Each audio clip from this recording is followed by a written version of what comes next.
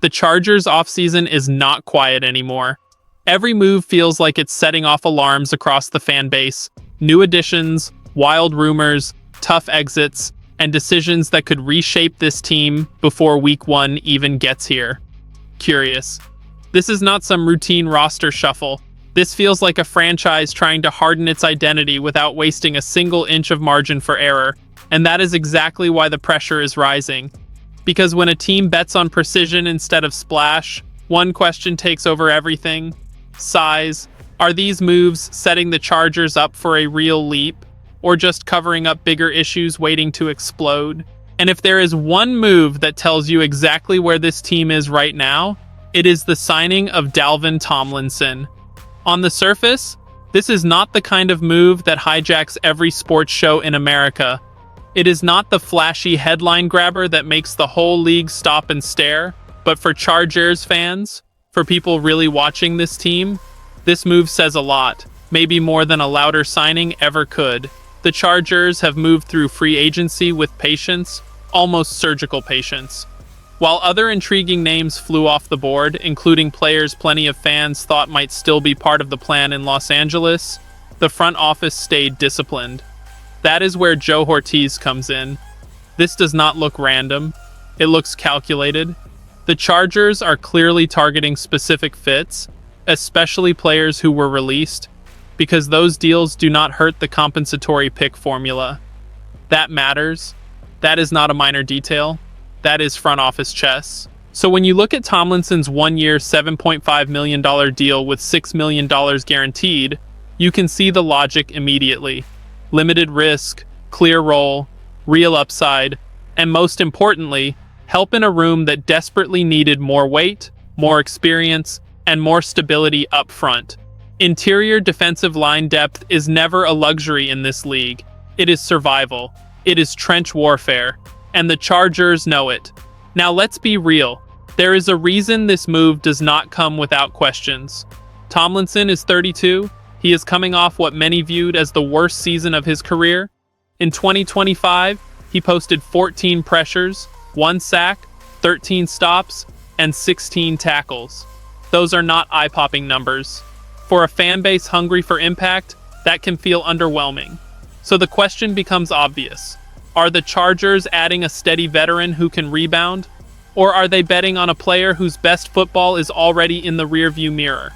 That is a fair question, but context matters. Arizona's defensive front was a mess, and bad environments can bury good players fast. The Chargers are not buying the name here. They are buying the role. They are buying strength inside. They are buying a veteran presence to line up with Tier Tart and Jamari Caldwell and help turn a thin room into a more trustworthy one. This is not about headlines. This is about function. This is about building a tougher core. And that is where this gets interesting. Because maybe Los Angeles is not chasing pretty moves right now. Maybe they are chasing useful ones. Maybe they are trying to build a roster that can actually survive 4 quarters when the lights get hot. And if that is true, then the next story takes this offseason to a completely different level. Because if Tomlinson shows the rational side of the Chargers' plan, the Joe Bosa rumor blows the emotional side wide open. Let's be clear, there has been no official announcement, no public confirmation, nothing concrete. But the buzz is growing, the chatter is getting louder. And the second a name like Joe Bosa gets tied to the Chargers again, the temperature changes instantly. Why? Because some names do not just enter the conversation as football players. They enter as symbols. They carry history. They carry memory. They carry the kind of emotional charge that can light up a fan base in seconds. And you can understand why. The Chargers still need more pass rush. They still need more force off the edge. They still need more game-wrecking energy when the biggest moments hit. So when that need collides with a name like Bosa, it stops being just another rumor. It becomes gasoline on the offseason fire. But here is where things get dangerous. On one side, this would be more than a signing. This would be a return. A player who knows the building, knows the fan base, knows what it means to wear that uniform. And at his best, he has already shown he can be a difference maker. That kind of move would hit the fan base right in the chest. It would not just feel exciting, it would feel personal. But on the other side, would it be brilliant or would it be reckless? That is the tension. Because every rumor this big comes with baggage. It comes with expectations. It comes with the pressure of comparing who a player was to who he still is. And one decision like this can shape the entire public feel of an offseason. If it works, it looks like genius. If it fails, it looks like the franchise got trapped by nostalgia. And right now, the Chargers are trying to show they are operating with more discipline, more restraint, and more cold-blooded calculation than before. That is why this rumor is so fascinating. It puts two forces on a collision course: the team's careful roster-building philosophy and the temptation to make a massive emotional swing. And honestly, that tension may reveal more about where this franchise is headed than any press conference ever could. So let me throw it to you, Bolt fam. If this becomes real, do you see it as a home run swing or a gamble that could backfire hard? Drop it in the comments, because this one is going to split the fan base right down the middle. And while the Bosa buzz shows how powerful emotion still is in this offseason, the possible connection between Mike McDaniel and James Daniels shows the other side of the Chargers' vision, building an offense that actually fits the new system instead of just collecting names. Because that is the real challenge. Anybody can add bodies, but can you add the right bodies? Can you bring in players who help turn scheme into identity? That is where this gets real. That is why the signing of Alec Ingold after his release from Miami mattered. And that is why James Daniels is at least a name worth watching, even if he comes with major red flags. The need is obvious.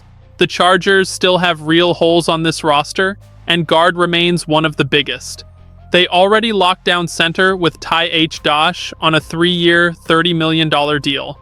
They also added Cole Strange on a 1-year contract, likely to compete for one of those guard spots.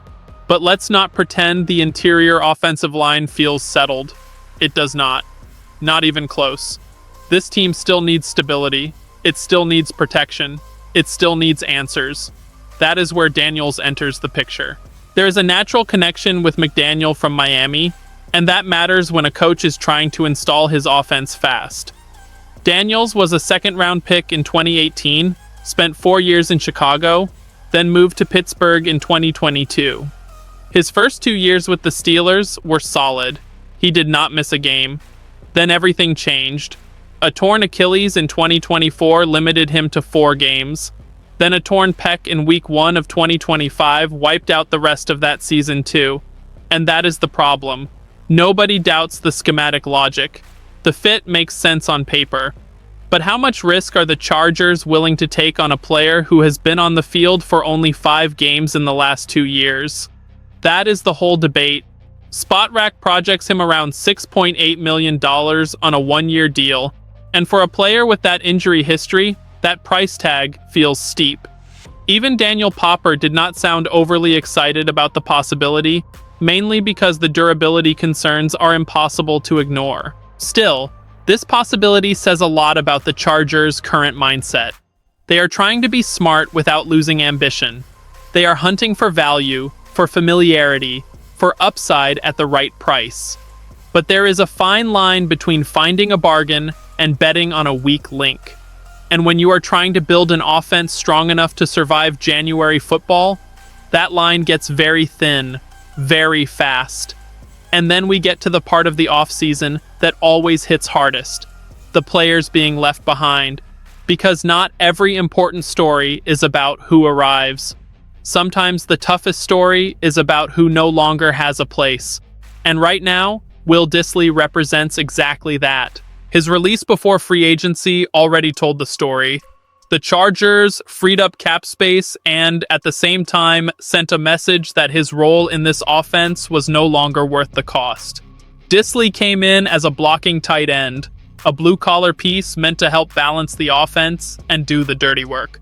But during the 2025 season, his role kept shrinking.